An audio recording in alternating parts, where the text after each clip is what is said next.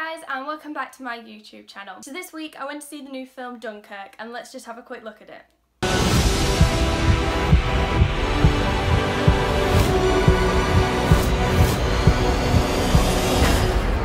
Now Dunkirk is the newest film for one of the industry's best directors, Christopher Nolan. Now he's done films such as Inception, the Batman trilogy, Memento and many other great movies. And as you'll know, this film is kind of blowing up with popularity at the moment, and I want to have a little look at why that is. So Dunkirk is an adaptation of true events from World War II, when French and British soldiers were stuck on a beach at Dunkirk, surrounded by an enemy closing in on them, and their mission is just to escape and get back home. So the film starts off in a beautifully colourful town, and this is already aesthetically pleasing. A group of soldiers are seen walking through it when suddenly gunshots go off and they start running for their lives. Already genre expectations are being broken because the setting is so beautiful, so full of nature and light, that it contrasts our expectations. But as the men continue running, they only run towards the bleakness of the beach that awaits them. The film then follows 4 storylines, kind of split into different aspects of Dunkirk and war. So you have the young British and French soldiers stood in their hundreds of thousands on the beach, lined up to escape the bleakness of their stagnant situation. And these characters really are our main focus. We begin and end our movie with their storyline, following Fionn Whitehead, who plays Tommy, Gibson, who is played by Aneurin Barnard, and Alex, who is played by Harry Styles. Then you have Hardy playing Farrier in a plane trying to fight off the enemy. We also have Mark Ryalnce and his son. He is an everyday man who has actually taken his personal boat out to try and rescue some of these men. And when rescuing Cillian Murphy, he then becomes a part of their storyline. We also have some snippets of Kenneth Branagh, who is the captain of the army, and he's trying to rescue his men and get them to safety. So Harry Styles, there's obviously been a lot of controversy, but actually he has the most lines in this film, which is a little bit crazy. Now, he wasn't miraculously phenomenal. I heard some people referring to him as similar to Heath Ledger, and I don't really agree with that, but he did hold a strong performance, and he didn't distract away from verisimilitude, which was something that I really worried about. Now, the challenges for all of these actors is portraying their individual storylines, but using facial expression, and now that sounds impossible, doesn't it? But they do it. The script, bare as it is, does serve its purpose, but frankly, there's not much to it. What I did like was that the cast was slightly unknown, so Fionn Whitehead, this is his first breakout blockbuster movie. And as our lead, he handles it incredibly. We do have a mix of stars and newbies, but actually their characters are equal throughout the film, which kind of made me question why Cillian Murphy and Tom Hardy were so bigged up for this film, because actually theirs were some of the smaller parts. I actually found Tom Hardy's character to be a bit underwhelming. Not so much in a negative way, but this film is looking at its cinematic skills 1,000 times more than it actually is the acting. And this isn't something that happens often, but actually I found it refreshing. To feel immersed in that director's image rather than the actor's performance of what a director wanted. Berg. I'm not going back. But hey, guess what Christopher Nolan does in this film? Yep, he manipulates time. This has to be one of the most iconic parts of Nolan's auteur. So much like his genius work of Memento, if you haven't seen that movie, it is a must-see. But he breaks the norms of cinema. He looks at what's natural to the human eye.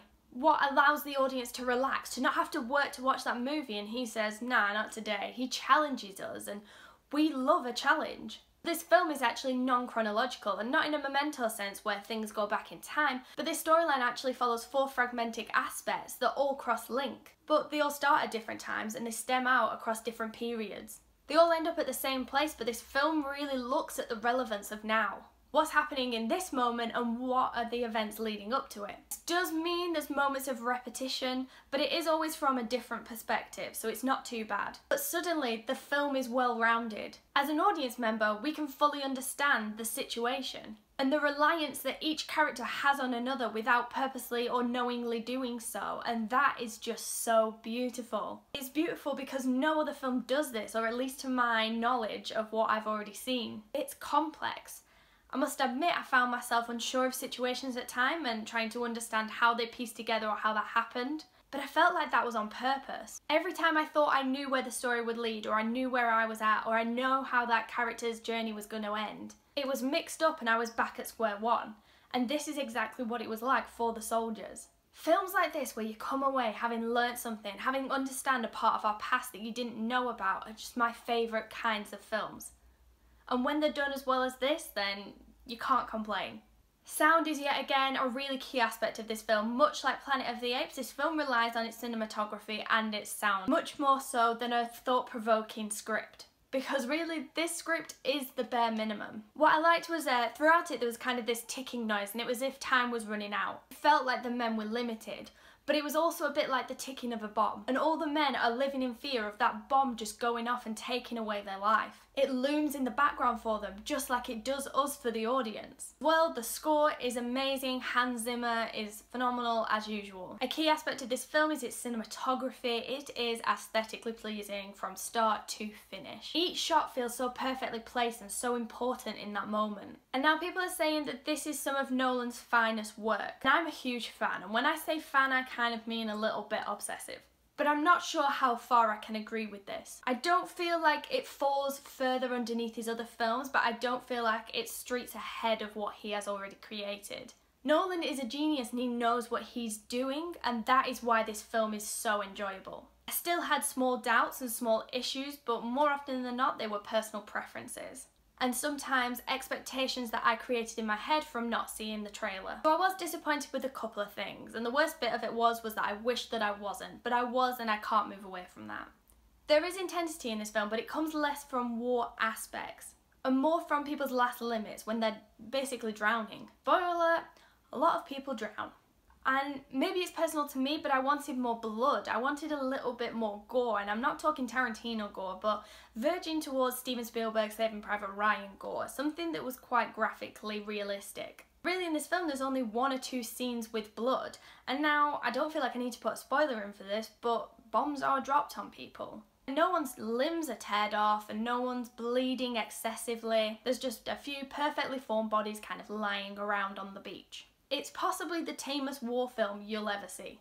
But this is kind of where I really question the power of this film. Genre expectations aren't fulfilled. But then is this film really not about war? A lot of war films are full of subgenres, but at the heart of it is that battle. This film feels different. It's about the people, the pain, the desperation and the hopelessness of it all. And above all of this, it's actually the fear of failing. This film actually targets people's everyday fears. It's a relatable idea, but in and out of our comprehensible imagination of a scenario. And the more I've come away from this film, the more I've realised how spectacular it was. Just the setting, like, need I say more? I'm sure most of you know that CGI in this film didn't exist. So that's 6,000 extras and an organisation team beyond this world. Yet something that is so perfectly real has been created. What I will say though is that this film is not epic. It's a masterpiece, don't get me wrong, but it's not epic. That's not how I would describe it. I know there were some issues with audio that people talked about, and this film was actually made for IMAX, which I didn't watch it in, which actually meant that the frame sizing was different, which was a little bit off-putting for me. But like I said before, it's actually really tame. It's also a 12A and I can see why. But that's when you think, why would Nolan, a director with the world at his feet, create a film that wasn't graphically realistic? If he wanted it, he could do it. But he's making it for people that aren't of a certain age. And it's because he's trying to access a deeper root within it all. I genuinely recommend going out and seeing this film. Don't be one of those idiots that sits at home and decide that you're gonna just illegally download the thing and watch it on your computer.